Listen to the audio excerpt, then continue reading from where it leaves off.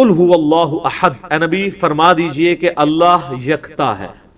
احد کا مطلب اکیلا نہیں، واحد نہیں، یکتا، یونیک، اس جیسا کوئی بھی نہیں۔ اللہ الصمد، وہ بے نیاز ہے۔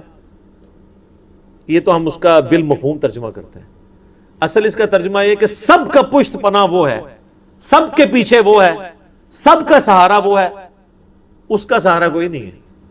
سمد عربی میں اس چٹان کو کہا کرتے تھے جو جنگ میں دشمن سے بچنے کے لیے پیچھے پہاڑ لیا جاتا تھا تاکہ پیچھے سے حملہ نہ ہو، تو اس پہاڑ کے لیے بھی سمد کا لفظ استعمال ہوتا تھا۔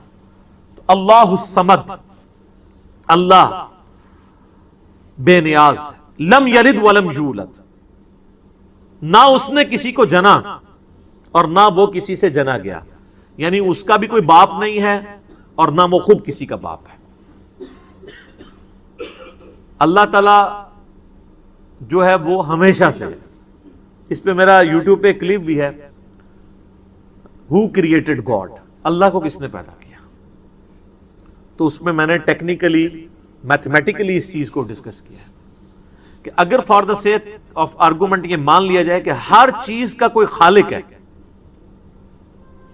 تو خدا کا بھی کوئی خالق ہوگا، حالانکہ یہ ڈیفینیشن غلط ہے۔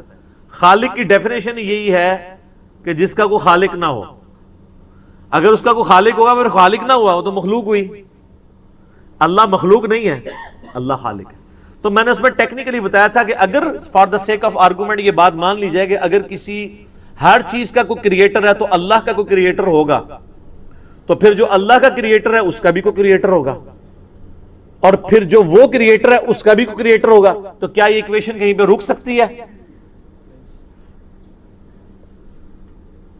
تو یہ تو ساری فالس سٹیٹمنٹ ہو جائے گی، جبکہ دوسری طرف ریالٹی ہے کہ ہم موجود ہیں، مخلوق ہے، یہ ایک حقیقت ہے۔ اس حقیقت کو ریورس کرنے کے لیے اگر یہ مانا جائے کہ ہمارا کوئی کریٹر، اس کا بھی کوئی کریٹر، اس کا بھی کوئی کریٹر، تو دوسری طرف تو آپ حقیقت تک پہنچ ہی نہیں سکتے، انفینٹ ہے۔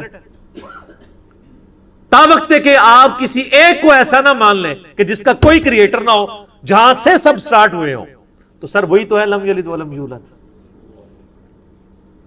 میتھمیٹیکلی یہ سٹیٹمنٹ اسی وقت درست ہوگی جب کسی ایک کو ایسا ماننا پڑے کہ اس کا، ورنہ تو یہ رکے گی نہیں۔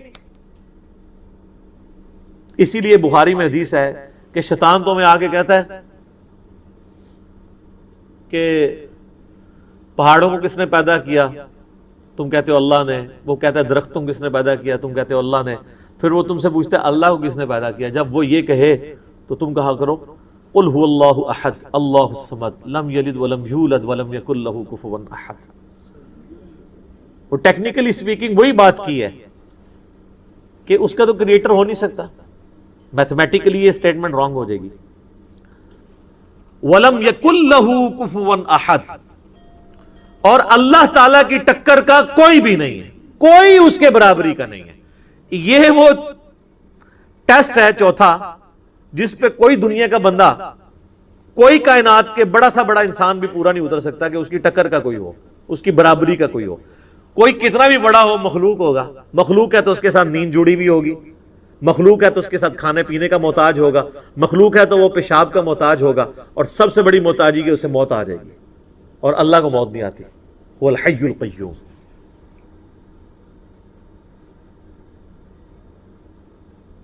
وہ خود سے زندہ ہے اور ہر چیز کو تھامنے والا ہے۔ تو یہ سورہ اخلاص یونیک صورت ہے اس اعتبار سے، اسی لیے اسے کہا جاتا ہے ٹچ سٹون آف تھیالوجی، توحید کی کسوٹی ہے کہ اللہ یکتا ہے، وہ بے نیاز ہے، سب اس پہ ڈیپینڈنٹ ہے، وہ کسی پہ ڈیپینڈنٹ نہیں، اور نہ وہ کسی سے جنا گیا، نہ اس نے کسی کو جنا، اور اس کے ٹکر کا، اس کی ہمسری کا کوئی نہیں۔ اللہ اکبر۔ سورہ اخلاص پہ گھنٹوں بولا جا سکتا ہے، لیکن آپ وہ مسئلہ نمبر 112C دیکھ لیں، کیا صدقہ دینے سے بلائیں ٹل جاتی ہیں، اور صدقہ کن لوگوں کو دینا چاہیے؟ صدقہ ان لوگوں کو دینا چاہیے جو حقدار ہیں، اس کے لیے ضروری نہیں کہ آپ نے مولویوں کو یا مدرسے میں دینا، آپ کسی غریب بچے کی تعلیم کا خرچہ بھی اٹھا سکتے ہیں، صدقے سے بالکل بلائیں ٹلتی ہیں۔ ہاں، جو منت مانی جاتی ہے اس کے بارے میں بخاری مسلم میں ہے کہ منت سے کنجوس کا مال نکلتا ہے، مصیبت نہیں ٹلتی، صدقے سے مصیبت ٹلتی ہے۔ بخاری مسلم میں حدیث ہے جو چاہتا ہے کہ اس کی عمر دراز کر دی جائے اور اس کے رزق میں کشادگی ہو، یہ اس سے بڑی کوئی دو چیزیں نہیں ہیں، عمر دراز ہونا اور رزق میں کشادگی. رزق میں ہر چیز شامل ہے، اچھی صحت، اچھی اولاد، اچھی بیوی، اچھا رہن سہن، سب کچھ رزق ہے اللہ کی طرف سے. جو چاہے کہ اس کے رزق میں فراوانی ہو اور اس کی عمر دراز کر دی جائے تو وہ اپنے رشتہ داروں کے ساتھ حسن سلوک کرے. یہ حدیث بخاری میں بھی ہے، مسلم میں بھی. یعنی تقدیر بدل دے گی، اور تقدیر میں یہ لکھا ہوگا کہ جب یہ کرے گا تو میں اس کی عمر میں اتنی برکت کر دوں گا، جب یہ حسن سلوک کرے گا تو میں اس کے ساتھ اتنے رزق کی کشادگی والا معاملہ کر دوں گا. یہ بھی تقدیر میں لکھا ہوا ہوگا. صدقہ کرنے کا صحیح طریقہ کیا ہے؟ کسے صدقہ کر سکتے ہیں؟ جو پنجابی کا صدقہ ہے وہ تو ذرا ڈیفرنٹ ہے. عربی میں صدقہ ہر نیکی کے کام کو کہتے ہیں. مسلم شریف میں حدیث ہے سبحان اللہ کہنا بھی صدقہ ہے، الحمدللہ بھی صدقہ ہے، لا الہ الا اللہ بھی صدقہ ہے، راستے سے تکلیف دہ چیز کو دور کرنا بھی صدقہ ہے، تمہارا اپنی بیویوں کے ساتھ ازدواجی تعلق قائم کرنا بھی صدقہ ہے. صحابہ نے کہا یہ بھی صدقہ ہے. فرمایا ہاں اگر یہی ضرورت تم ایسی جگہ سے پوری کرو جو اللہ نے تمہارے لیے حرام کیا تو کیا تمہیں گناہ ہوگا؟ صحابہ نے کہا ہوگا. فرمایا پھر اس پہ ثواب بھی ہوگا. یہ بھی صدقہ ہے. باقی عموماً جو صدقہ ہم استعمال کرتے ہیں وہ یہ ہے کہ کسی غریب کو کوئی کھانا کھلانا یا اس کی مالی مدد کرنا. تو اگر آپ وہ صدقہ پوچھ رہے ہیں تو اس میں ایک تو obligatory صدقہ آپ کے اوپر رکھ دیا گیا کہ جو بخاری مسلم میں ہے کہ اگر کوئی مرد اپنی بیوی یا بچوں کے منہ میں بھی جو رزق ڈالتا ہے، یعنی ان کے لیے جو کمائی کرتا ہے، وہ بھی اس کے لیے صدقہ ہے. ماں باپ کے اوپر جو خرچ کرتا ہے وہ بھی صدقہ ہے. اسپیسیفکلی وہ صدقہ جو آپ نے منت مانی ہوتی ہے کہ میرا یہ کام ہو گیا تو میں یہ کروں گا، وہ پھر آپ نے صرف غریب لوگوں کو کھلانا ہوتا ہے. اور ظاہر ہے وہ آپ ماں باپ بیوی بچوں پہ نہیں لگا سکتے. ہاں بہن بھائی سب سے زیادہ حقدار ہیں ایسے صدقے کے. زکوٰۃ کے بھی سب سے زیادہ حقدار بہن بھائی ہیں، اس کے بعد باقی رشتہ دار ہیں. صدقہ فطر بھی سب سے پہلے بہن بھائیوں کو دیں، اور اس کی جو بھی فارم آپ بہتر سمجھتے ہیں، رقم کی شکل میں ہو، راشن کی شکل میں ہو، کپڑوں کی شکل میں ہو، کسی بچے کی فیس کی شکل میں ہو، کسی کو موٹر بائک لے کے دے دیں، جو بھی آپ کرنا چاہتے ہیں وہ آپ کی اپنی مرضی ہے. مسئلہ 95A میں نے صدقے کے اوپر تفصیلاً ریکارڈ کروایا تھا، اور 95B مسئلہ زکوٰۃ کے 70 قدیم اور جدید فقہی احکام و مسائل پہ ہے. صدقہ فطر کے بارے میں رہنمائی فرما دیں. صدقہ فطر کے بارے میں نے تفصیلی ویڈیو بھی ریکارڈ کرائی ہوئی ہے. دیکھیں یہ ایک سا آپ نے دینا ہوتا ہے اناج. صدقہ فطر بخاری مسلم میں آیا ہے کہ نبی علیہ السلام نے صدقہ فطر ایک سا مقرر کیا تھا. اناج جو کی شکل میں، گندم کی شکل میں، کھجور کی شکل میں، پنیر کی شکل میں، کشمش کی شکل میں، یہ ساری چیزیں بخاری مسلم میں آئی ہیں. اور ہر بڑے چھوٹے، ایون ایک دن کے بچے کی طرف سے بھی، خواہ غلام ہے یا آزاد ہے، مرد ہے، عورت ہے، بوڑھا ہے، بچہ ہے، وہ اس نے ادا کرنا ہے ایک سا. یہ نبی علیہ السلام نے اسے مشروع فرمایا. اور ابو داؤد کے اندر حدیث موجود ہے کہ نبی علیہ السلام نے جو روزہ دار کہ روزے میں جو کمزوریاں رہ جاتی ہیں نا، کبھی فوش گوئی ہو گئی، کوئی اور گناہ کا کام ہو گیا، اس کی کمپنسیشن کے لیے مشروع فرمایا اسے کہ ہر شخص نے یہ ادا کرنا ہے. اور صحابہ کرام اسے عید سے پہلے پہلے ادا کرتے تھے، اور پریفریبل یہ کہ بالکل آخری دنوں میں آپ اسے ادا کریں. اب اس حدیث کی طرف آئیں جو بخاری مسلم میں موجود ہے کہ وہ سا کیا ہے. سا ایک پیمانہ تھا میئرمنٹ کا نبی علیہ السلام کے مبارک زمانے کے اندر. ایک سا کے اندر 4 مد ہوا کرتے تھے. جس طرح ہمارے زمانے میں 1 کلو گرام کے اندر 4 پاؤ ہوتے ہیں. 1 کلو گرام ہم کتنا لیتے ہیں؟ 1000 گرام. اور 1 پاؤ کتنا ہے؟ 250 گرام. 250 والے 4 ہوں تو 1 کلو گرام بن جاتا ہے. بالکل اس طریقے سے اس زمانے میں 4 مد مل کر ایک سا بنایا کرتے تھے. اور یہ میئرمنٹ تولنے کے اعتبار سے نہیں ہوتی تھی، ماپنے کے اعتبار سے ہوتی تھی. یعنی گڈویاں بنی ہوئی تھی. جس طرح ہم بھی بچپن میں کبھی محلے میں وہ بیر بیچنے آتا تھا تو وہ گڈویاں بھر کے نا وہ دیتے ہوتے تھے. آج کل تو تول کے ہوتے ہیں نا، گڈویوں کے ذریعے ہوتے تھے. ابھی بھی گڈویوں والا ہے ماپنے والا. دودھ کے کیس میں 1 لیٹر کا ہم نے پیمانہ رکھا ہوا ہے. 1 لیٹر کے اندر 1000 ملی لیٹر ہوتے ہیں. لیکن ہم غلط العام میں پتا اسے کیا کہتے ہیں؟ 1 کلو دودھ دے دو. حالانکہ اگر آپ 1 کلو دودھ لے رہے ہیں تو وہ 1 لیٹر دودھ سے کم ہوگا، کیونکہ دودھ کا وزن پانی سے زیادہ ہوتا ہے. ہاں 1 کلو گرام پانی اور 1 لیٹر پانی یہ اپنے وزن میں برابر ہوں گے، کیونکہ وہ 1 لیٹر پیمانہ رکھے یہ گیا ہے کہ سٹینڈرڈ پانی کو مانا گیا ہے کہ پانی کا جو وزن ہے نا 1 کلو گرام جو ہو، وہ پانی جتنا والیوم گھیرتا ہے، جتنی جگہ گھیرتا ہے، اسے 1 لیٹر قرار دے دیا گیا اور وہ پیمانہ بن گیا اس کا. لیکن دودھ تو پانی سے تھوڑا وزنی ہوتا ہے. تو دودھ اگر آپ 1 کلو گرام لیتے ہیں نا، 1 کلو گرام دودھ، تو وہ آپ کو 1 لیٹر پانی یا 1 لیٹر جو دودھ ہونا چاہیے تھا اس سے کم پڑے گا، کیونکہ اس کا وزن زیادہ ہے، وہ پہلے ہی پورا ہو جائے گا. ٹھیک ہو گیا؟ یہ میں نے آپ کو کلیریفائی کر دیا. اچھا اب آ جائیں اس طرف. تو اب عرب ملکوں کے اندر تو یہ آرٹ ظاہر ہے، وہ عرب کے لوگ پھر اپنی اس ڈکشنری کو ٹرانسفر کر کے باقی لوگوں کو بتاتے ہیں. یہ پیمانے تو ان کے تھے. تو اس میں جو سعودی عرب کی فتویٰ کمیٹی ہے نا، اس نے باقاعدہ اس کی کیلکولیشن کی ہے 2600 گرام. یہ فتویٰ کمیٹی نے جو ڈاکومنٹ نکالا نا، ویسے تو اگر یہ پورا 2500 گرام ہوتا تو ہم کہہ دیتے 2.5 کلو، لیکن انہوں نے نکالا ہے اس کا 2600 گرام، یعنی 2.5 کلو کے اوپر 100 گرام. ایک کیلکولیشن یہ چل رہی ہے. ایک اور کیلکولیشن ہے جس میں ذرا پرانے زمانے کی ہے، وہ کنورژن کرتے ہیں نا، 2750 گرام بن رہا ہے، یعنی 2.25 کلو. اور ایک تیسری کیلکولیشن میں 2400 گرام بن رہا ہے، جس میں ایک مد 600 گرام کے برابر ہے، تو وہ 4 مد ایک ساتھ مل کے 2400. تو یہ 3 یعنی چل رہے ہیں 2400 گرام، 2600 گرام، 2750 گرام. یہ 2750 جو ہے یہ سیف سائڈ کے اوپر ہے، یہ 2.25 کلو ہے. ٹھیک ہے؟ تو 2750 گرام یعنی کہ 2.25 کلو یہ اپروپریٹ ہے. ایک سا 2750 گرام 2.25 کلو. اور اگر زیادہ احتیاط آپ نے کرنی ہے، راؤنڈ آف کر لیں، 3 کلو ہی دے دیں. 3 کلو کھجور بھی دے سکتے ہیں، ظاہر ہے وہ تو مہنگی پڑے گی، 600 روپے کلو کھجور آلموسٹ ہے 1800. آٹا کتنا کلو چل رہا ہے جی؟ 150. تو اگر آٹا لیں گے 300 تو 450 روپے بن جائے گا. ٹھیک ہے؟ کشمش لیں گے تو ہزاروں میں بنے گی، پنیر لیں گے ہزاروں میں بنے گی. اچھا یہ سب پھر وہ آپ نے 2.25 کلو یا 3 کلو سب کے لیے وزن ایک ہی ہے، ایک سا.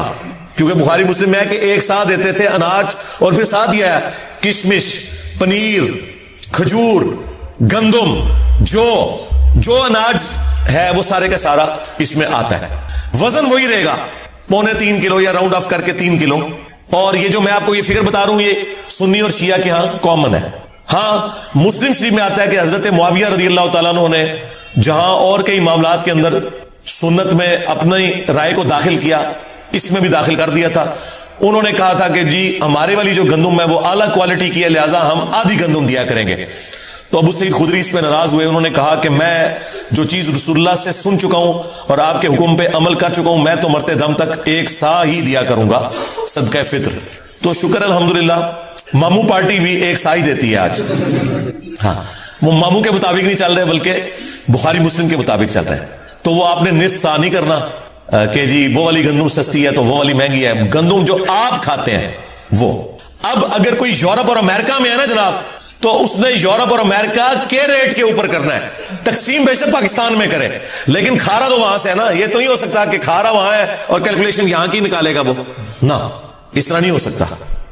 ہاں قربانی کے جانور والا معاملہ ایک الگ ہے، وہ بھلے وہاں خریدے یا یہاں خریدے، وہ تو جانور پورا آپ نے لے لیا نا یا حصہ ڈال دیا، اور وہاں تو وہ پھر اس طرح کرنے بھی نہیں دیتے. لیکن یہ تو آپ نے جو خود کھاتے ہیں نا، وہ آپ نے 2.25 کلو سیف سائڈ پہ رہتے ہوئے 3 کلو اناج آپ نے دینا ہے. تو اگر آپ آٹے کے مطابق کیلکولیشن کر لیں، اچھا یہ آٹا بھی 150 روپے کلو اس کے لیے جو 150 والا آٹا، اگر کوئی دیسی آٹا لے رہا ہے اور وہ اوپر ہے تھوڑا سا تو وہ اس اعتبار سے زیادہ ریٹ لگائے گا. ہاں دیسی کا ہے 150 ہے، چلے ٹھیک ہے. پھر سفید آٹا تو اس سے سستا ہوگا، ہاں تو 450 ہے 3 کلو کا، تو ٹھیک ہے 450 آپ کر لیں. اور اگر آپ افورڈ کر سکتے ہیں تو راؤنڈ آف کر کے 500 دیں، زیادہ دینے میں کوئی گناہ نہیں ہے، کم میں مسئلہ ہے. اور یہ آپ کے روزے کے اندر جو کمزوریاں ہیں نا ان کا کفارہ بنے گا، یہ ذہن میں رکھیے گا. اس کے بغیر آپ کے روزے قبول نہیں ہوں گے، ان کی کمزوریاں کمپنسیٹ نہیں ہوں گی. اور اگر اس دن بھی کوئی بچہ آپ کے گھر پیدا ہوا ہے نا، اگرچہ اس نے روزہ رکھنا ہے یا نہیں رکھنا، جو بچے روزہ رکھنے والے ہیں نہیں رکھنے والے، بوڑھے رکھنے والے نہیں رکھنے والے، ہر ایک کی طرف سے گھر کے سربراہ نے وہ دینا ہے. ہاں یہ ذہن میں رکھیے گا. اس میں کوئی روزہ رکھتا ہے یا نہیں رکھتا، ہاں جو بندہ افورڈ نہیں کر سکتا اس کے لیے کوئی نصاب نہیں ہے زکات والا کہ ایک بندہ کہ میں امیر ہوں گا تو ہی میں دوں گا. نہیں، ایک عام آدمی بھی دے گا. عام آدمی جو 2 وقت کی روٹی اپنی چلا رہا ہے اس کے لیے ایک صدقہ فطر کے برابر اللہ کی راہ میں خرچ کرنا کوئی مشکل نہیں، وہ دے گا. کس کو دے گا؟ اپنے سے زیادہ غریب لوگوں کو دے گا. اس میں جو امام شافعی نے تھوڑا سا غلوف کیا اور اہل حدیث بھی حنفیوں کی ٹسل میں اس طرف چل پڑے کہ چونکہ احادیث کے اندر اناج آیا لہٰذا اس کے ایکویلنٹ پیسے نہیں نکالے جا سکتے. آپ کو پتا ہے یہ بات؟ اہل حدیث کہتے ہیں کہ اگر کسی نے 2.5 کلو یا 2.25 یا 3 کلو اناج کے پیسے دے دیے تو اس کا صدقہ فطر ادا نہیں ہوگا. حنفی کہتے ہیں نہیں، پیسے بھی دے سکتے ہیں اور آپ اناج بھی دے سکتے ہیں. میرا موقف امام حنیفہ کے ساتھ ہے.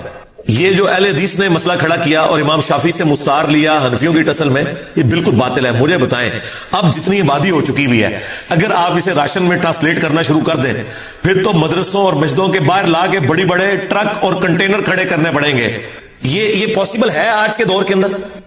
اور پھر جن مولویوں کو آپ مسجد میں جاتے ہوئے پیسے دے رہے ہیں، ان سے پوچھیں کہ یار تم نے اتنا جو یہ اکٹھا کیا ہے پیسہ، بعد میں راشن لیتے ہو پھر اس کا؟ ہو سکتا ہے آپ کو کہتے ہیں ہم لیتے ہیں، لیکن لیتے کوئی نہیں ہوں گے. کون لے گا یار؟ لاکھوں روپے کے تو انہیں بڑے بڑے کنٹینر گندم کے اور وہ آٹے کے لینے پڑیں گے، اور بوریاں. پھر اس کو تقسیم کرنے کا تکلف کون اٹھائے گا؟ اور یہ آٹا اتنا نہیں ہے کہ یہ خود کھا لیں، کتنا کھائیں گے؟ یہ تو سینکڑوں سال تک کھاتے رہے تو جتنا انہوں نے اکٹھا کیا ختم نہیں ہونا. اور بس وہ پیسے لگا رہے ہیں اپنی گاڑیوں کے پیٹرول کے اوپر اور اپنے گھر کے بجلی کے بلوں کے اوپر. تسی خوش ہو، صدقہ فطر ادا کرتا ہے، تسی ہوندے رہو وہ خوش. تو یہ باطل مسئلہ ہے، اور اس پہ میں علمی ان کو اینٹی وینم اور الزامی جواب دیتا ہوں کہ زکوٰۃ جو ہے وہ آپ کی دولت کا 40واں حصہ ہوتا ہے. آپ نے ہر سال نکالنی ہے 2.5%. تو مجھے بتائیں، کیا ہم سونے کی زکوٰۃ جب نکالتے ہیں تو اس سونے کو توڑوا کے اس کا 40واں حصہ دیتے ہیں یا اس کے برابر کرنسی دیتے ہیں اللہ کی بارگاہ میں؟ کرنسی. ادھر کبھی کسی اہل حدیث نے نہیں کہا کہ جی نہیں، وہ سونے کے بدلے سونا ہی دینا ہوتا ہے کیونکہ زکوٰۃ تو سونے کے اوپر ہے اور سونا نکالنا ہے، چاندی کے بدلے چاندی نکالنی ہے. وہاں تو کوئی نہیں کہتا. وہ کیا کہتے ہیں؟ جی ایکویلنٹ ہی ہے جی اس کے. ہاں ایکویلنٹ ہی ہے اس کے. تو یہ بھی ایکویلنٹ ہے. ایک غریب آدمی کو آپ راشن ڈلوا دیں، ایک غریب آدمی کو راشن کے پیسے دے دیں، یہ ایکویلنٹ ہے صدقہ فطر کے بھی. اور اس طریقے سے قرآن میں جو ہے کہ روزہ چھوڑنے کا جو فدیہ آپ نے دینا ہے، ایک وقت کا ہی کھانا ہے. وہاں پہ میں حنفیوں کے ساتھ نہیں ہوں. حنفی کہتے ہیں 2 وقت کا کھانا ہے، خود سے انہوں نے دین میں داخل کیا ہے. وہاں اہل حدیث کا موقف ٹھیک ہے. دیکھیں ہم تو بیلنس چلتے ہیں، جس کی جو بات درست ہے اس کو صحیح کہتے ہیں. کہ قرآن میں جب آیا نا کہ آپ نے روزے کے بدلے فدیہ دینا ہے، تو قرآن کو کوئی آر نہیں تھی یہ کہنے میں کہ 2 وقت کا کھانا. آج کل تو بھائی 3 وقت کا کھانا ہے، ہم تو 3 وقت کھاتے ہیں عموماً. تو قرآن نے کہا کہ آپ نے مسکین کو فدیہ دینا ہے جو اوسطاً تم کھاتے ہو. تو اس کا مطلب ایک عام آدمی بھی، ایک گورا بھی پہلی دفعہ جب قرآن پڑھے گا نا تو اس کا مطلب یہی لے گا کہ ایک مسکین کو 1 وقت کا کھانا کھلانا ہے. حنفیوں کا 2 وقت کا کھلانا باطل ہے کیونکہ آج کل تو ہم 3 وقت کھا رہے ہیں. پھر ہر زمانے کا، ہر علاقے کا اپنا کلچر ہے. وہ بات ٹھیک ہے کہ ایک کھانے کے ایکویلنٹ، خواہ اسے کھانا کھلا دے مسکین کو، خواہ اسے اتنی رقم دے دے. اور یہی موقف تمام کفاروں کے لیے ہے. وہ 60 مسکینوں والا ہو، خواہ وہ 1 مسکین والا ہو، سب کا ایکویلنٹ یہ ہے کہ آپ پیسے بھی دے سکتے ہیں اور کھلا بھی سکتے ہیں. یہ آپ کی مرضی ہے، یہ اس کے اندر ٹالرنس موجود ہے. لہٰذا میں صدقہ فطر کے حوالے سے بالکل کلیئر ہوں. اگر آپ پیسے بھی دیتے ہیں کوئی ایشو نہیں ہے. اور جو لوگ زیادہ افورڈ کر سکتے ہیں وہ 3 کلو یا 3.25 کلو کشمش کی رقم کیلکولیٹ کرے. اب مجھے تو اس کی قیمت پتہ ہی نہیں کہ اس وقت کیا ہوگی، کیونکہ ہم تو اس طرح یہ کوئی آئٹم نہیں ہے، یہ تو چھٹانک برابر لیا جاتا ہے، اتنا مہنگا ہے. تو وہ ہزاروں میں بن رہا ہوگا. پنیر، چلے پنیر کی تو ہم کیلکولیشن کسی حد تک کر سکتے ہیں اس اعتبار سے کہ دیسی گھی کا کیا ریٹ چل رہا ہے جی آج کل؟ 3000 روپے کلو. تو 9000 روپیہ ہوگا اگر آپ دیسی گھی بھی دے سکتے ہیں. یہ بھی ساری مصنوعات ہیں جو آپ کے کامن یوز میں ہے. تو کسی کو زیادہ شوق ہے خرچ کرنے کا اور اسی مد میں، تو 9000 روپیہ ایک گھر کے فرد کی طرف سے بے شک دیں. 3 کلو دیسی گھی، جو چیزیں آپ کے کھانے کے یوز میں ہیں، اناج کی شکل میں ہو، کیونکہ وہاں پنیر آیا تھا تو وہ آپ دے سکتے ہیں. وہ آپ کی مرضی، جس طریقے سے آپ مرضی کریں. وہ اللہ تعالیٰ نے آپ کو ٹالرنس دی ہوئی ہے. لیکن بہتر یہی ہے کہ آپ وہی چیزیں جو احادیث کے اندر آئی ہیں، جو کشمش، پنیر، گندم اور اسی کی فارم آٹا، کھجور، یہ آپ دے سکتے ہیں. کھجور کی کیلکولیشن چلے آسان ہے. جو اچھی والی تھوڑی سی نارمل کھجور ہے وہ 600 روپے کلو ہے، تو 1800 بن گیا. چلے 2000 روپے آپ فیکس دے دیں. ضروری ہے آپ نے 500 دینا، 2000 بھی دیں فیکس. اور ہر گھر کے ہر فرد کی طرف سے آپ نے دینا ہے. جو بیچارے افورڈ نہیں کر سکتے وہ نہ دیں، وہ لے لیں. ہاں ظاہر ہے اللہ تعالیٰ نے بیلنس کیا نا. زکوٰۃ دینے والے جبھی اپنی زکوٰۃ دیں گے جب کوئی لینے والا بھی موجود ہوگا. ہاں تو وہ لے لیں اگر نہیں دے سکتے. لیکن اگر وہ افورڈ کر سکتے ہیں تو وہ اپنے سے غریب لوگوں کو دیکھیں. دنیا میں ہر غریب آدمی سے نیچے بھی کوئی غریب آدمی موجود ہوتا ہے، صرف آپ کو نظر نہیں آ رہا ہوتا کیونکہ آپ نے چشمہ اپنا لگایا ہوتا ہے.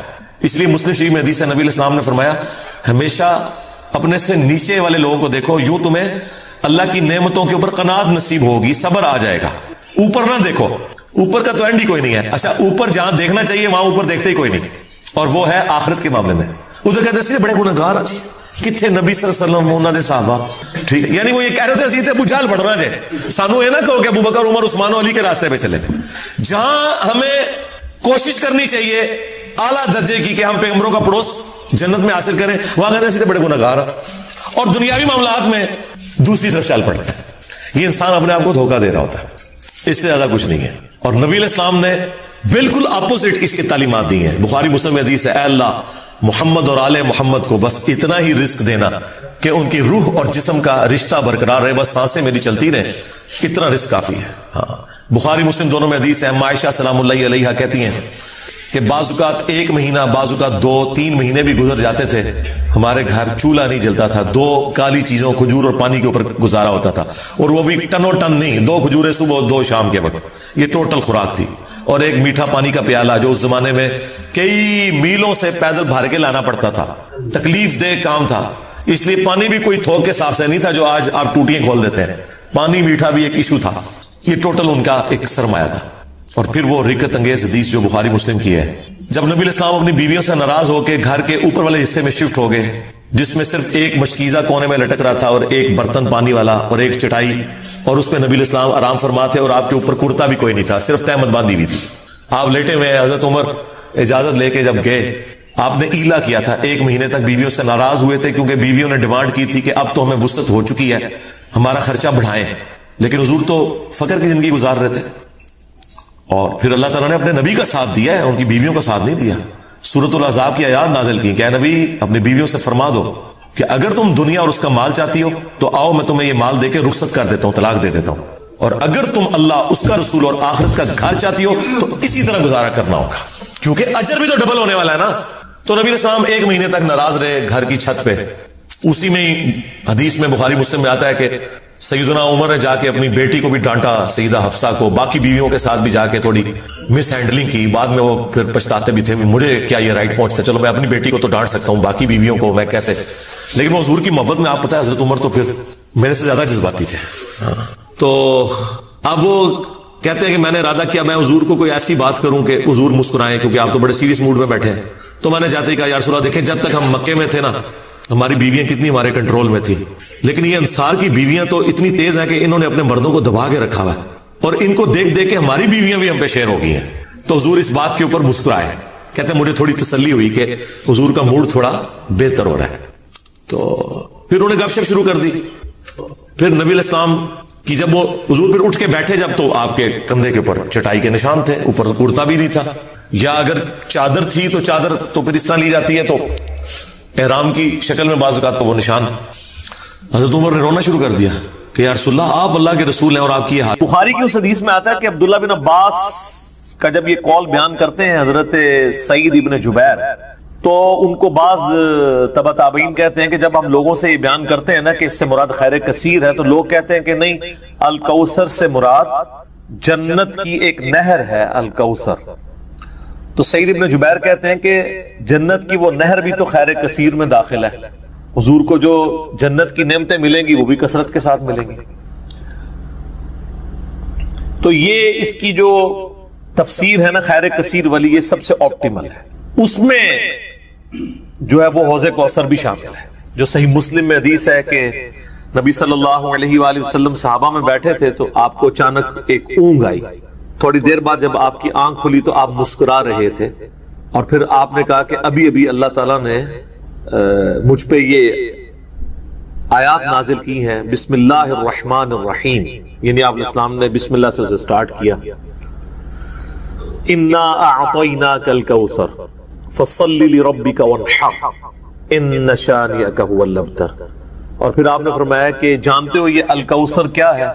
تو صحابہ نے کہا اللہ اس کا رسول بہتر جانتے ہیں. تو آپ صلی اللہ علیہ وآلہ وسلم نے فرمایا یہ جنت میں ایک نہر ہے جو مجھے اللہ تعالیٰ نے عطا فرمائی ہے، اور اس کے کنارے کی جو مٹی ہے وہ کستوری سے زیادہ خوشبودار ہے، اور اس کے برتن آسمان کے ستاروں کے برابر ہیں. اور صحیح بخاری میں آتا ہے کہ شب معراج جب نبی علیہ السلام جنت میں سیر کر رہے تھے تو وہاں آپ کو ایک نہر دکھائی گئی، اور جبرائیل علیہ السلام نے کہا کہ یہ وہ الکوثر ہے جو آپ کو اللہ تعالیٰ نے عطا کی ہے.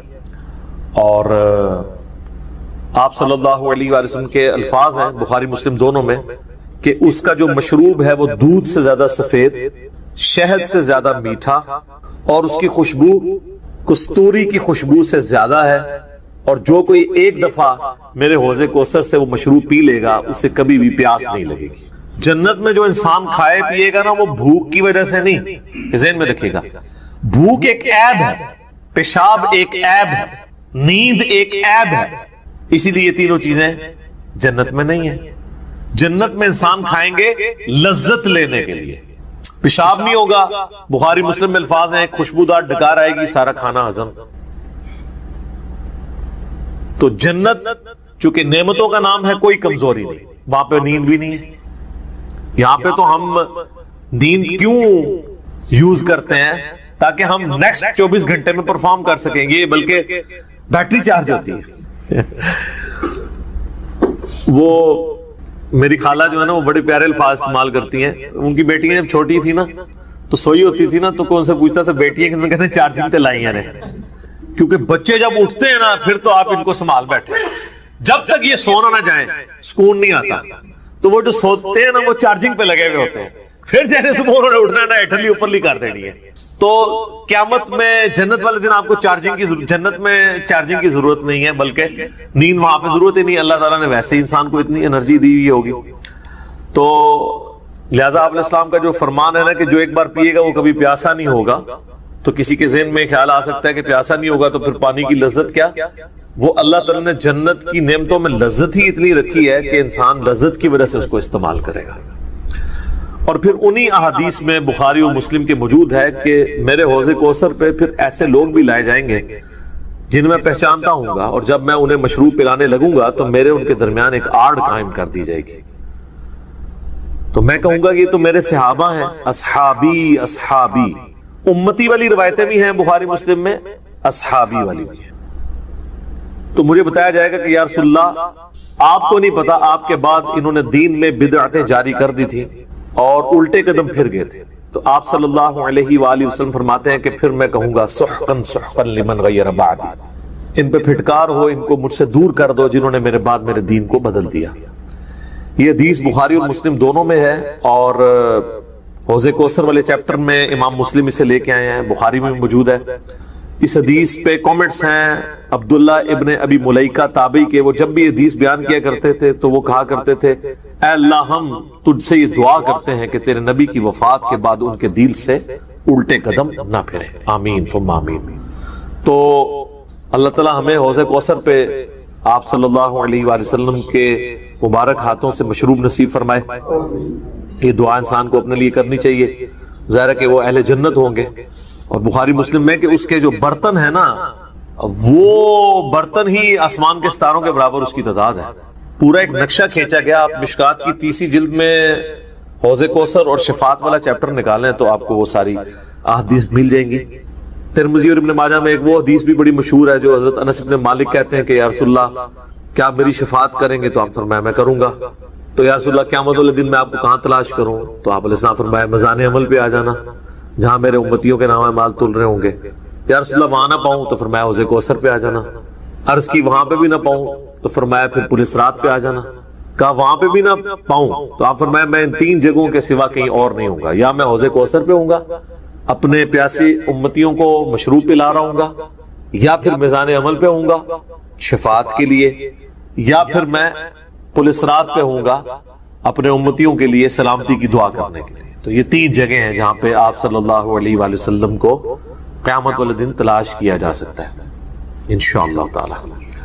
تو یہ حوض کوثر میں وہ خیر کثیر جو ہر طرح کی آپ کو عطا کی گئی وہ بھی شامل ہے، اور اسپیسیفکلی حوض کوثر جو ہے وہ بھی، حتیٰ کہ جو بخاری اور مسلم میں حدیث ہے آپ نے اپنی وفات سے 1 مہینے پہلے خطبہ دیا تھا غزوہ احد کے شہداء پر، جو آپ نے نماز جنازہ دوبارہ پڑھی تھی 8 سال بعد، اس میں الفاظ ہیں آپ نے فرمایا کہ میرا ممبر جو ہے وہ حوض کوثر پہ لگا ہوا ہے۔ یہ والے جو الفاظ ہیں یہ دوسری حدیث میں، کیونکہ وہاں پہ ممبر نہیں تھا، یہ الفاظ ہیں بخاری اور مسلم کی وہ حدیث کہ میرے گھر سے میرے ممبر سے میرے گھر تک جنت کے ٹکڑوں میں سے ایک ٹکڑا ہے ریاض الجنہ، اس میں الفاظ ہیں اور میرا ممبر جو ہے وہ حوض کوثر پہ لگا ہوا ہے۔ یعنی آپ علیہ السلام وہ دیکھ رہے تھے حوض کوثر کا منظر، ٹائم میں گزار کے آپ کو دکھایا گیا۔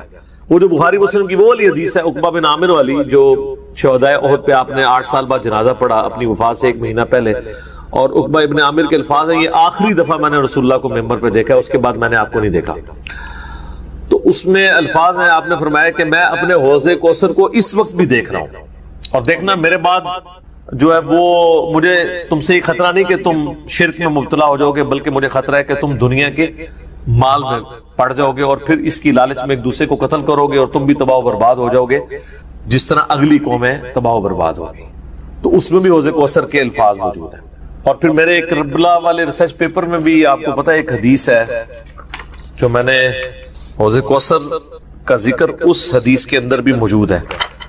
جب وہ سنن ابی داؤد کی ایک حدیث ہے نا، وہ عبید اللہ ابن زیاد کے پاس ایک وہ آتا ہے، ہاں یہ ابو داؤد کے اندر 4749 ہے. ابو طالوت تابعی کہتے ہیں کہ میں ابو برزہ کو میں نے دیکھا کہ وہ گورنر یزید عبید اللہ ابن زیاد کے پاس آئے جبکہ وہ دسترخوان پر تھا. تو اس نے ابو برزہ کو آتے ہوئے دیکھا اور کہا کہ یہ تمہارا ٹھگنا محمدی ہے.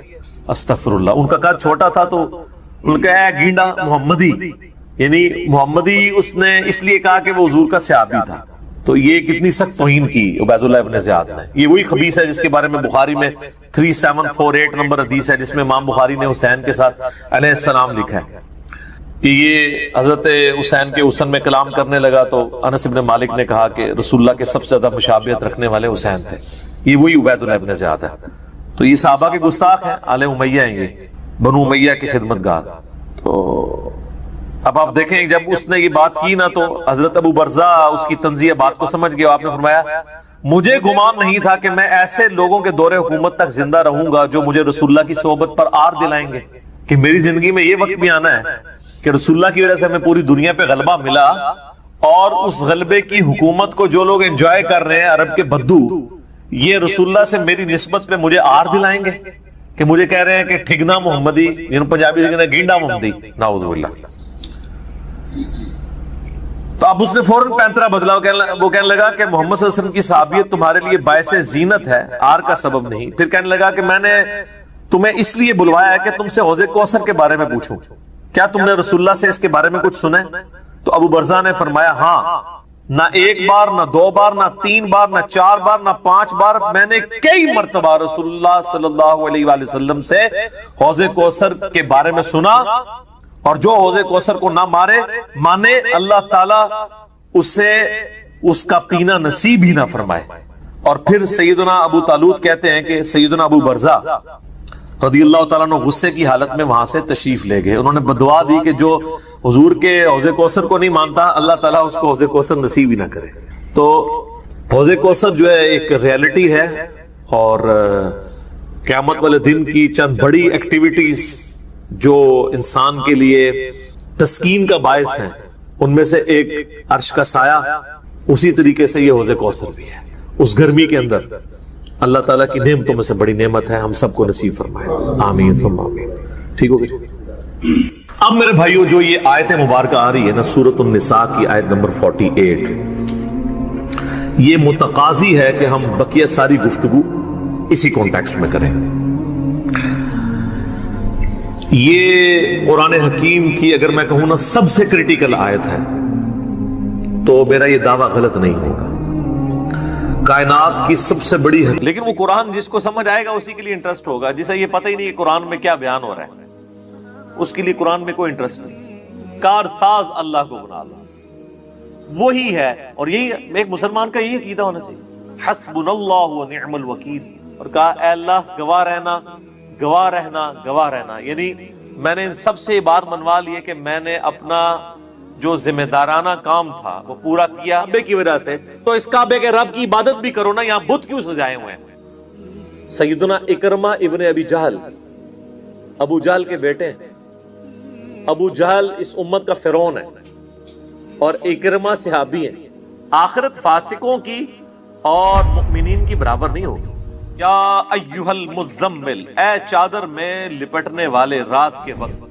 آپ صلی اللہ علیہ وآلہ وسلم سے اظہار محبت اللہ تعالیٰ نے فرمایا یہ مزمل آپ کا نام پھر ایک ناموں میں بھی آتا ہے، اور ہم مسلمانوں کے ہاں یہ نام رکھا بھی جاتا ہے نبی الاسلام کے صفاتی ناموں میں. وَبِاللَّيْلَ إِلَّا قَلِيلًا، رات کے وقت قیام کیجئے، اگرچہ تھوڑا ہی قیام ہو لیکن رات کے وقت اٹھ کر قیام کریں، یعنی قرآن کے ساتھ. وہ آگے آ بھی جائے گا. نصفہ، آدھی رات، او انقص، یا آدھی رات سے تھوڑا سا کم، او زد علیہ، یا آدھی رات سے تھوڑا سا زیادہ کر لیں. تو رات کی ڈیفینیشن آپ کو پتا کیا ہے؟ غروب آفتاب سے لے کے فجر کا وقت داخل ہونے تک، جسے آپ ختم سحری کہتے ہیں. تو سردیوں میں تقریباً 12 گھنٹے کی رات تو بانی جاتی ہے، تو یعنی 6 گھنٹے کے لیے آپ قرآن کھڑے ہو کے نماز میں پڑھ لیا کریں، یا آپ 6 گھنٹے سے تھوڑا سا کم یعنی 5.5 کر لیں، یا تھوڑا سا بڑھا لیں یعنی 7 گھنٹے. اور آپ کا حال یہ ہے، مسلمانوں کا حال یہ ہے، ہمارا حال یہ ہے کہ عشاء کی نماز اور فجر کی نماز زیادہ سے زیادہ 7 یا 8 منٹ کی ہوتی ہے. اہل حدیث حضرات کے ہاں تھوڑا شغف پایا جاتا ہے کہ وہاں پہ تھوڑی لمبی نماز ہوتی ہے، باقی تو یقین کریں نماز یعنی جنہوں کہتے ہیں مغرو لا کے نس جاندے ہیں، کوئی شغف ہی نہیں پایا جاتا. میرے نزدیک جو اہل حدیث بھی نماز پڑھ رہے ہیں، یہ بھی نماز اتنی لمبائی والی نماز نہیں ہے جو احادیث میں رپورٹ ہوئی ہے، لیکن بہرحال باقیوں سے بہتر ہے. قرآن کے ساتھ قیام کرنا ہے، لیکن وہ قرآن جس کو سمجھ آئے گا اسی کے لیے انٹرسٹ ہوگا. جسے یہ پتہ ہی نہیں کہ قرآن میں کیا بیان ہو رہا ہے، اس کے لیے قرآن میں کوئی انٹرسٹ نہیں. او زد علیہ، یا تھوڑا سا اس میں بڑھا لیجئے. ورتل القرآن ترتیلا، اور قرآن کو ٹھہر ٹھہر کے پڑھیں. یہ یعلمون تعلمون والا قرآن نہیں، 20 منٹ میں 20 تراویاں نہیں، ٹھہر ٹھہر. اور نبی علیہ السلام کی جو قیام اللیل تھا وہ تو پوری پوری رات کا ہوتا تھا. انا سنلقی علیک قولا ثقیلا، بے شک ہم بہت جلد آپ پہ ایک بہت بھاری بوجھ ڈالنے والے ہیں. کون سا بھاری بوجھ؟ دعوت و تبلیغ کا کام، قیام النہار. ان ناشئۃ اللیل ہی اشد وطئا واقوم قیلا، بے شک رات کا جو قیام ہے یہ نفس کی جو سختی ہے اس کو ختم کرتا ہے، روندتا ہے، اور رات کے وقت بات بھی بالکل درست نکلتی ہے. ایک پرسکون ماحول ہوتا ہے، کوئی اور بندہ سب کاموں سے فارغ ہو کے آیا ہوتا ہے. سر یہی وجہ ہے کہ یہ نمازیں بھی پھر جہری رکھی گئی ہیں، مغرب، عشاء اور فجر کی نماز. یعنی سارے کاموں سے آپ فارغ ہیں، اب آپ قرآن کنسنٹریشن سے سنیں. خصوصاً فجر کے بارے میں تو یعنی سورہ بنی اسرائیل میں ہے نا کہ اقم الصلاۃ لدلوک الشمس الی غسق اللیل والقرآن الفجر، فجر کی نماز قرآن کے ساتھ پڑھو. یہاں قرآن کے ساتھ پڑھ رہے ہوتے ہیں لوگ، چند ایک رٹی رٹائی صورتیں ہیں، چند ایک رٹی رٹائی آیات ہیں. سورہ بقرہ کی آخری 2 آیات پڑھ لیں گے، سورۃ الحشر کی آخری 3 آیات پڑھ لیں گے، اچھا 30ویں پارے سے کوئی صورتیں پڑھ لیں گے. حالانکہ قرآن نبی علیہ السلام کی جو فجر کی نماز ہے نا جی، اگر آپ بخاری مسلم کھول کے اس کو کیلکولیٹ کریں نا تو کم از کم 40 منٹ کی آپ کی فجر کی نماز ہوتی تھی. کیونکہ صحابہ اکرام کہتے ہیں کہ نماز شروع ہوتی تو گپ اندھیرا ہوتا تھا، اور جب ہم سلام پھیر کے فارغ ہوتے تو روشنی ہو چکی ہوتی تھی. روشنی سے مراد سورج نہیں، یعنی جو طلوع آفتاب سے پہلے روشن ہو جاتی ہو، یعنی جو حنفیوں کی فجر کا وقت ہوتا ہے وہ شروع ہو جاتا. اہل حدیث کے فجر کے وقت میں شروع ہوتے، اور حنفیوں کا وقت جو فجر کا یعنی وہ جس کو وہ افضل وقت سمجھتے ہیں اس وقت تک جا کے نماز ختم ہوتی. اب یہ لانا بات ہے جب رمضان آتا ہے تو حنفی بھی اہل حدیث ہو جاتے ہیں، ہاں وہ نماز پیچھے لے آتے ہیں.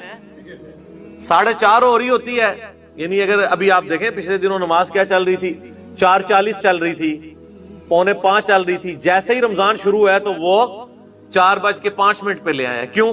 سحری کہا کہ لوگ مطلب سو جائیں گے، تو لوگوں کی آسانی کی خاطر وہ نماز کو پونا گھنٹہ پہلے لے آتے ہیں. پھر ان کو وہ باتیں بھول جاتی ہیں کہ وہ کہتے ہیں نہیں نماز تو خوب روشنی میں پڑھنی چاہیے، اندھیرے میں پڑھنا خلاف سنت ہے، وہ سب کچھ بھول جاتا ہے. حالانکہ اندھیرے میں پڑھنا ہی نبی علیہ السلام کی دائمی سنت ہے. آپ اندھیرے میں شروع کرتے تھے تو مکمل ہوتی تھی نا اس وقت تک.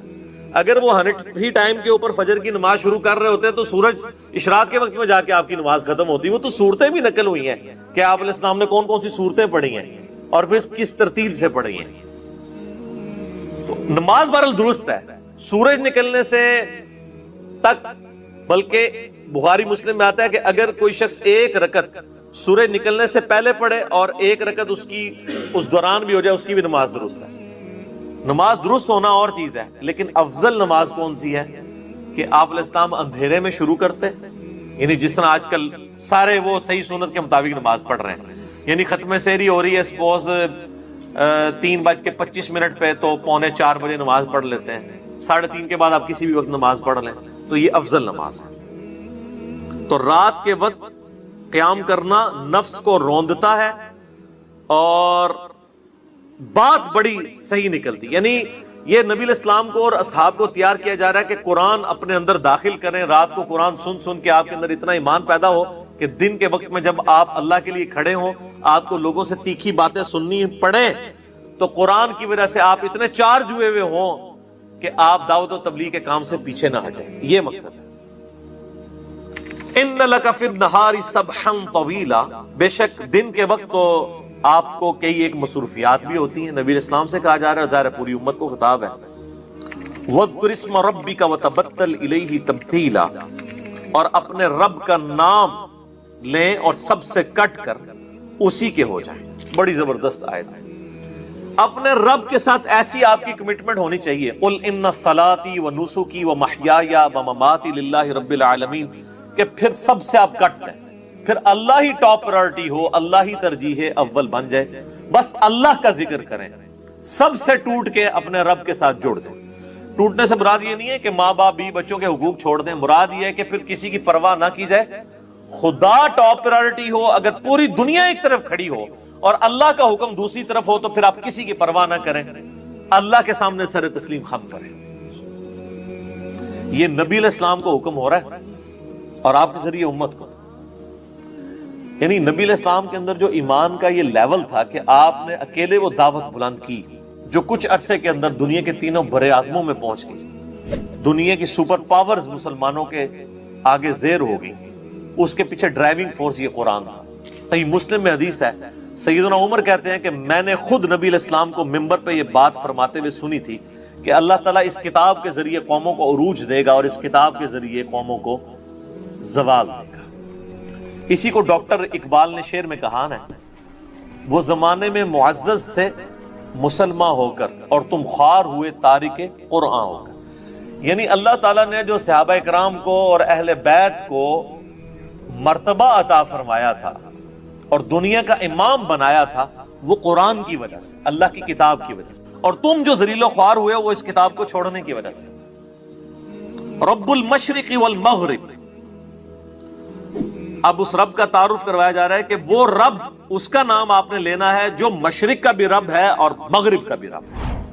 لا الہ الا ہو، نہیں ہے کوئی معبود سوائے اس کے، فاتخذہ وکیلا، پس اسی کو اپنا کارساز بناؤ، کارساز اللہ کو بنا لو، وہی ہے۔ اور یہی ایک مسلمان کا یہی عقیدہ ہونا چاہیے، حسبنا اللہ ونعم الوکیل، ہم نے اللہ ہی پر بھروسہ کیا، وہی بہتر کارساز ہے، کارساز اسی کو بناؤ، اس کے علاوہ کوئی کارساز نہ۔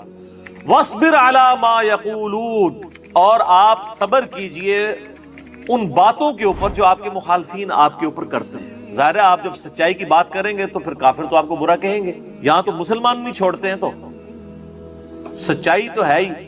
وہ عربی میں ایک محاورہ ہے، الحق مر، حق ہوتا ہی کڑوا ہے، یہ برا لگتا ہی لگتا ہے۔ تو جب آپ کو دعوت و تبلیغ کرتے ہوئے لوگوں سے باتیں تیکھی سننی پڑے، صبر کیجئے، وَاهْجُرْهُمْ هَجْرًا جَمِيلًا، اور آپ ان سے علیحدہ ہو جائیں بڑی خوبصورتی کے ساتھ، یعنی اگر آپ کو کوئی گالی گلوچ کرتا ہے، برا بھلا کہتا ہے، آپ خاموشی کے ساتھ سنیں اور سائیڈ پہ ہو جائیں، کسی کی بات کا جواب دینے کی کوشش نہ کریں، بلکہ صبر و استقامت کے ساتھ اپنا وقت گزاریں۔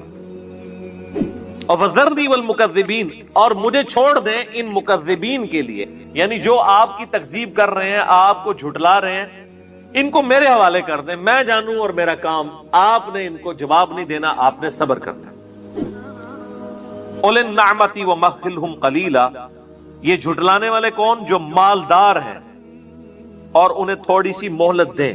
یہ زیادہ تر جو امیر لوگ یا کسی بھی سوسائٹی کی ایلیٹ طبقہ ہوتا ہے نا، سب سے زیادہ اس کو تکلیف ہوتی ہے جب کوئی نئی دعوت اٹھتی ہے۔ نبی علیہ السلام کے مخالفین بھی سردار مکے کے، ان سے پہلے بھی جتنے پیغمبر ہیں ان کے خلاف ان کے علاقوں کے بڑے بڑے جو چودھری اور سردار لوگ کھڑے ہوئے، کیونکہ ان کی پوسٹ سٹیک پہ لگی ہوئی تھی نا۔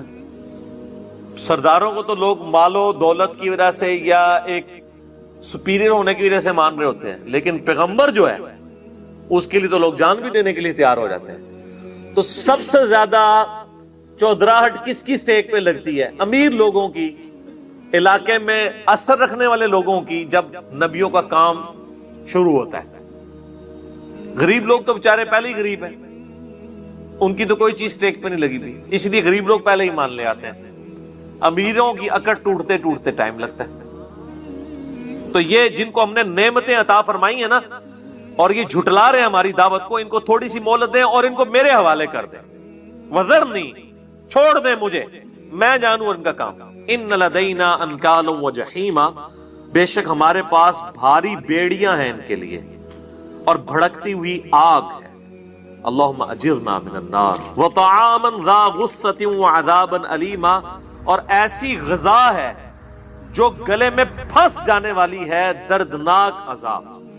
اور وہ تو ہم پہلے پچھلی صورتوں میں پڑھ آئے ہیں نا کہ دوزکیوں کو دوزخ میں اللہ کی نافرمانیوں کے سبب دوزکیوں کا پیپ پینے کو دیا جائے گا، ان کے زخموں کا خون دیا جائے گا، کھولتا ہوا پانی دیا جائے گا، زقوم کا درخت ہوگا جس کے کڑوے پتے ہوں گے وہ کھانے پڑیں گے ولیعوذ باللہ تعالی، اور وہ گلے سے بڑی مشکل سے گزرے گا، اور جب گلے سے نہیں گزر رہا ہوگا تو مجبوراً گرم پانی ہی پینا پڑے گا، اور وہ گرم پانی اتنا کھولتا ہوا ہوگا، قرآن میں ہے کہ جیسے ہی وہ برتن منہ کے قریب لائیں گے ان کی ایک کھال لٹک کے پانی میں گر جائے گی، اس کے باوجود وہ پانی پیئیں گے اپنی اس گلے میں جو پھنسی ہوئی خوراک کو نیچے کرنے کے لیے، اور جب پانی پیئیں گے ان کی انتڑیاں بھی جل جائیں گی، اور پھر دوبارہ سے اللہ تعالیٰ ان کو صحیح کر دے گا، اور پھر یہ عذاب کا سلسلہ جاری رہے گا۔ اللہم اجرنا من النار، اللہم اجرنا من النار، اللہم اجرنا من النار، اللہم من احییتہ منا فاحیہ علی الاسلام ومن توفیتہ منا فتوفہ علی الایمان، آمین۔ یوم ترجف الارض والجبال، اس دن یعنی قیامت کے دن لرزنے لگیں گی زمین بھی اور پہاڑ بھی، وکانت الجبال کثیبا مہیلا، اور پہاڑ جو ہیں وہ ریت کے ٹیلے کی مانند بن جائیں گے، یعنی ظاہر ہے وہ گریوٹی ڈسٹرب ہو جائے گی، ہر چیز ہی ہلا کے رکھ دی جائے گی۔ یعنی دنیا میں سب سے طاقتور چیز جس کی مثال دی جا سکتی ہے وہ کون سی ہے؟ پہاڑ۔ پہاڑ کے علاوہ تو کوئی مثال نہیں آپ دنیا میں پیش کریں۔ طاقت کا نشان پہاڑ ہے، جیسے جانوروں میں طاقت کا نشان شیر ہے یا کروکوڈائل ہے، اس طرح لیونگ جو نان لیونگ تھنگس ہیں آن دا فیس آف ارتھ، ان میں ہیبت کا نشان وہ کیا ہے؟ پہاڑ۔ تو اللہ ہمارا پہاڑ بھی ریت کی مانند بہ جائیں گے، یعنی ہلا کے رکھ دی جائے گی ہر چیز قیامت کے دن۔ انا ارسلنا الیکم رسولا، اے کفار مکہ، اور اس کے بعد پوری امت کو خطاب، بے شک ہم نے تمہاری طرف رسول بھیجے ہیں، یعنی نبی صلی اللہ علیہ وآلہ وسلم، شاہدن علیکم، یہ آپ پر گواہ بن کر اٹھیں گے قیامت کے دن۔ کیا گواہی دیں گے؟ کہ میں نے اے اللہ تیرا پیغام اپنی امت تک پہنچا دیا۔ جو صحیح بخاری اور مسلم میں حدیث ہے، آپ نے یوم النحر کا جو خطبہ دیا تھا حجۃ الوداع کے موقع پر، قربانی کے دن، ایک تو یوم عرفہ کا خطبہ ہے نا، ایک اس سے اگلے دن 10 ذوالحجہ کا ہے، جس میں آپ علیہ السلام نے فرمایا آج کون سا دن ہے، یہ کون سا مہینہ ہے، یہ کون سا شہر ہے، صحابہ خاموش رہے۔ پھر آپ فرمایا کہ کیا یہ جو ہے وہ ذوالحجہ کا مہینہ نہیں ہے، یہ مکہ کا حرمت والا شہر نہیں ہے، اور آج کا دن جو ہے وہ یعنی 10 تاریخ یہ یعنی متبرک دن نہیں ہے، قربانی کا دن۔ تو سب نے کہا بلا یا رسول اللہ۔ پھر آپ فرمایا جس طرح آج کا یہ دن، یہ مہینہ اور یہ شہر اللہ کے نزدیک حرمت والا ہے، اسی طریقے سے ایک دوسرے کی جان، مال، عزت، آبرو وہ بھی اللہ کے نزدیک حرمت والی ہے، تم نے ایک دوسرے کا خیال رکھنا۔ پھر آپ علیہ السلام فرمایا کہ جب اللہ کے حضور تمہیں پوچھا جائے گا میرے بارے میں تو کیا جواب دو گے؟ تو سب نے بیک زبان کہا کہ ہم کہیں گے کہ آپ نے اپنے رب کا پیغام ہم تک پہنچا دیا۔ تو آپ صلی اللہ علیہ وآلہ وسلم نے پھر 3 دفعہ مبارک انگلی یوں آسمان کی طرف بلند کی اور پھر اصحاب کی طرف، اور کہا اے اللہ گواہ رہنا، گواہ رہنا، گواہ رہنا، یعنی میں نے ان سب سے یہ بات منوا لی ہے کہ میں نے اپنا جو ذمہ دارانہ کام تھا وہ پورا کیا، اور تیرا پیغام تیری عوام تک، تیری جو ہے وہ مخلوق تک پہنچا دیا، تو وہ آپ گواہی دیں گے قیامت والے دن بھی کہ میں نے پیغام پہنچا دیا۔ کما ارسلنا الی فرعون رسولا، جیسا کہ فرعون کے پاس بھی وقت کے پیغمبر آئے تھے، کون؟ موسیٰ علیہ السلام۔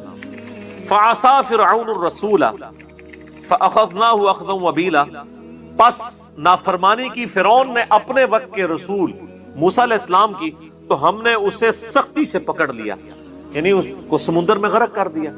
یعنی اس میں کفار مکہ کے لیے دھمکی ہے کہ جس طرح فرعون اور اس کے حواری تباہ و برباد کر دیے گئے وقت کے پیغمبر کا انکار کرنے کے سبب، اے کفار مکہ تم تو شائی کو نہیں ہو، تم بھی اپنے وقت کے پیغمبر کا انکار کرو گے تو تم پہ بھی دنیا کی زندگی میں عذاب آئے گا۔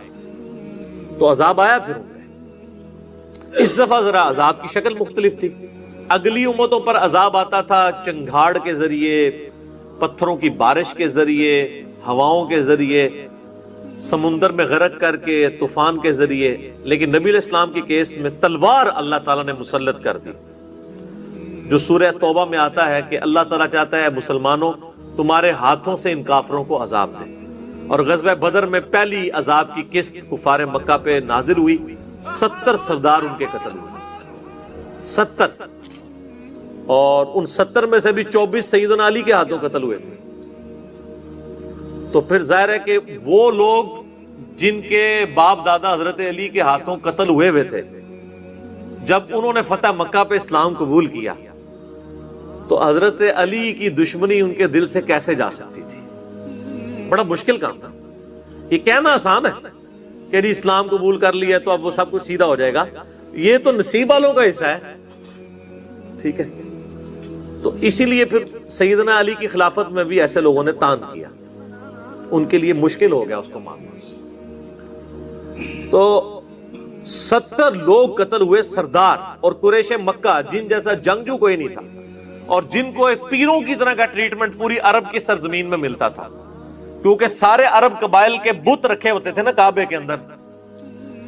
واحد قریش کے قافلے تھے جو راستے میں لٹتے نہیں تھے، وہ کہتے تھے ان کا قافلہ لوٹ لیا تو یہ ہمارے خداؤں کو ہی وہاں سے نکال دیں گے، ان کو نہیں کسی نے چھیڑنا۔ اور پھر اللہ نے اس احسان کو جتایا ہے سورہ قریش میں، لِإِيلَافِ قُرَيْشٍ إِيلَافِهِمْ رِحْلَةَ الشِّتَاءِ وَالصَّيْفِ، قریش کے لوگوں کو اس کا احسان جتایا گیا کہ دیکھو اس گھر کی برکت سے تمہیں اللہ نے اس پرخطر دور میں بھی امن عطا فرمایا ہے، تمہارے قافلے آزادانہ شام جاتے ہیں آتے ہیں، کوئی نہیں لوٹتا، سارے پیروں کی طرح تمہیں ٹریٹ کرتے ہیں کعبے کی وجہ سے، تو اس کعبے کے رب کی عبادت بھی کرو نا، یہاں بت کیوں سجائے ہوئے ہیں؟